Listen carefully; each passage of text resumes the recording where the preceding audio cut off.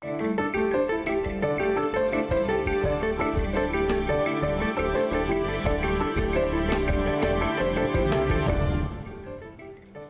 I'm Kamal Santamaria. This is Counting the Cost on Al Jazeera, your weekly look at the world of business and finance. This week, a special look at the world of commodities.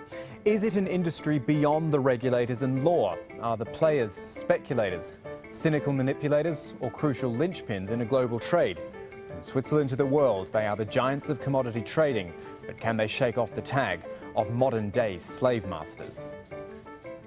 It all sounds pretty serious when we put it like that, doesn't it? But really, in the business world, it doesn't get more important than this. We're talking about the essentials here, commodities, the raw materials and resources that we simply can't live without because they make up everything around us. These are traded all over the globe, everything from oil to copper, sugar to precious metals, grains. You get the idea here. It is a big deal. Now, these are the hubs where it all happens. Basically, on the map, we're talking North America, Europe, and Asia. Note, these are not the places where the stuff comes from. These are where they are traded. And collectively, we're talking over $3 trillion of world trade in commodities. But believe it or not, the dominant player in all of this is Switzerland and the Lake Geneva region. A staggering 25% of world commodity trade goes through that tiny country alone.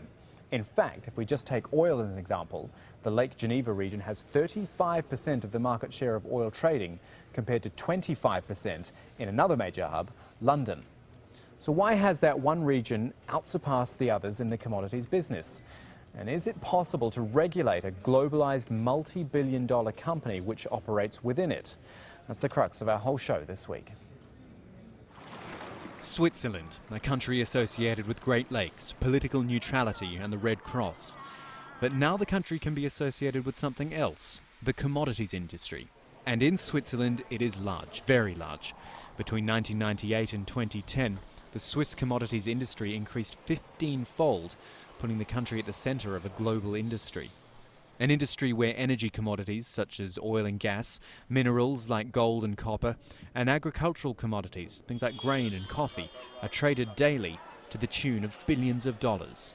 To be precise, 1 in 4 of the world's dollars changes hands through commodity trading, and now 2 out of every 3 cargo ships transports commodities too. The profits to be made are astronomical, and Swiss-based companies are cashing in. Take the Swiss-based Vitol Group, which primarily trades and distributes oil. Its turnover for 2011 was $297 billion.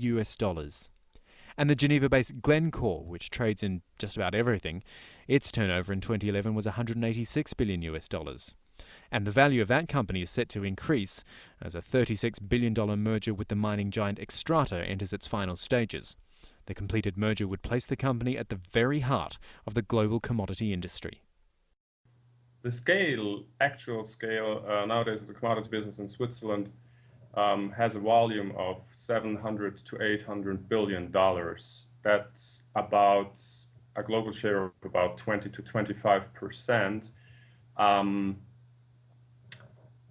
The main reasons, from our perspective, why Switzerland has become such a powerful hub is an ingenious mix of tax privileges, of a strong financial sector, and weak regulation. And the irony is that poorer countries who are losing out are often the major commodity producers themselves. 59% of metals and ores and 64% of all oil comes from developing countries. Increasingly, key commodities also come from politically unstable regions of the globe. As well as the disparity between producer wealth and trader wealth, there have also been a number of human rights scandals. These have forced the normally reclusive commodities companies into the spotlight. The most high-profile incident involved the oil trading company Trafigura. It was based in Geneva, but now Singapore. In 2007, the company bought cheap, low-grade oil from Mexico. The toxic waste was eventually passed on to a contractor in Ivory Coast, where it was dumped. It caused the death of 15 people. It injured over 30,000. The company paid $45 million in compensation 3 years ago. But then a new investigation by Amnesty International and Greenpeace stated the company should face prosecution in the UK. Trafigura's response is a letter contesting the investigation's methods. It said, "We believe the report contains significant inaccuracies and misrepresentations.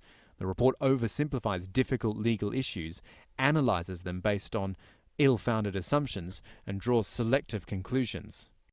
Most of these companies working out of Switzerland are trading companies, trading houses. These trading houses often accept high risks as they become vertically integrated. That means they do mining themselves, as Glencore does, for instance. There are lots of affected communities out there, a lot of environmental damage that has been pinpointed in Zambia, in the DRC, in Colombia, and other places. Greater pressure is being applied on governments to increase transparency and regulate the commodities companies. Last week, for example, the European Union Committee on Legal Affairs approved a set of proposals to make large companies in oil, gas and minerals disclose their payments to national governments. But applying regulation to highly globalised companies is difficult. For example, Switzerland is not a member of the EU, meaning companies such as Glencore and the Vitol Group are outside the remit of any of these proposals. The multinational companies are so flexible to allocate their workforce wherever it's convenient, according to tax privileges and so forth. So that's one point. The governments and the states are only reacting to what the companies are doing, so always in back, you know. The second is that the transparency initiatives, sustainability initiatives are only, they're non-binding. So regulators have big problems to really control flows of money, control the production process, control the whole value creation. So over the time, the companies are much stronger than the governments. So we're seeing that sovereignty is really driven by the companies and not the states. At the heart of the commodities boom has been an increase in the speculation on commodities derivatives.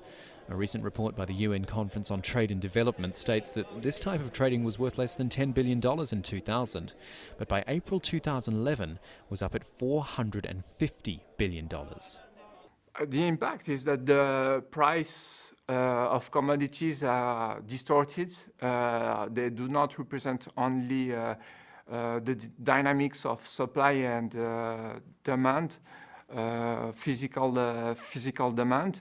And I would say that there are two major broad categories of impact at the micro level on firms and consumers, and also at the macro level about the macroeconomic stability of a country. So with the increased speculation, the market volatility, the human rights issues, do countries that house commodity companies run a risk of damaging their own reputations? I think the human rights violations of a couple of companies in the world, whether producing, whether mining, is really harming the reputation of Switzerland for a couple of reasons.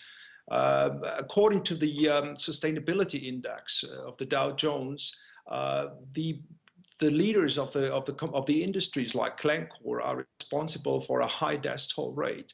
That shows that it's a high-risk business. While the headquarters in Switzerland are doing a nice job in a nice environment, the mining workers are really exposed to critical working conditions and even losing their lives. So that makes a huge gap between the rich Switzerland and the poor countries.